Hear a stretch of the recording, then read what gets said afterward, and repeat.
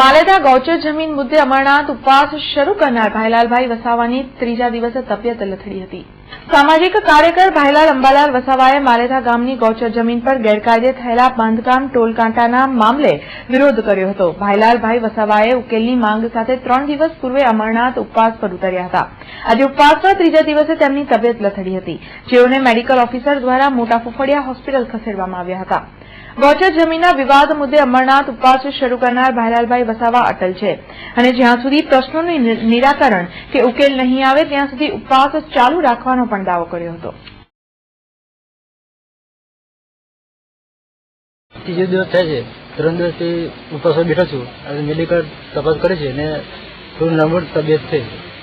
માલેદા ગામના ભાઈલાલભાઈ અંબાલાલ વસાવા આજથી ઉપવાસ પર ઉતરેલ છે, તો એમની તપાસ કરવા માટે જણાવેલ હતું।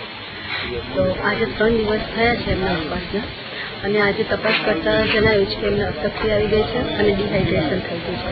એમને વધુ સારવાર માટે હોસ્પિટલમાં દાખલ કરવાની જરૂર છે। આજરોજ મેડિકલ ઓફિસર દ્વારા તેમની મેડિકલ તપાસ કરાવતા મેડિકલ ઓફિસર ના હોય, તેમની તબિયત નાજુક હોય અને ગરમીનું વાતાવરણ હોય, ડિહાઇડ્રેશનની બી તેમને સમસ્યા હોય, જેથી તાત્કાલિક તેમને હોસ્પિટલમાં સારવાર કરવા અર્થે ખસેડવા માટેનો રિપોર્ટ આપતા અમે તેઓને મોટા કોભડિયા હોસ્પિટલ ખાતે સારવાર માટે ખસેડવા આગળની તજવીજ કરી।